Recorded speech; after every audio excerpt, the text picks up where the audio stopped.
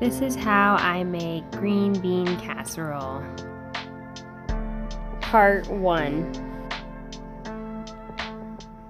I am following the directions on this bag. Boil your water with a little bit of salt. Add your green beans. Give it a mix. Have an ice bath ready, so when the green beans are done cooking, you put them in the ice bath to stop the cooking. Add 4 tablespoons of butter. Give it a stir. Add your mushrooms and your shallots and garlic. Mix that up. Get your other half of butter, melt that, add your flour, and give it a whisk. Add your other liquid ingredients, mix it all together, and stay tuned for part 2.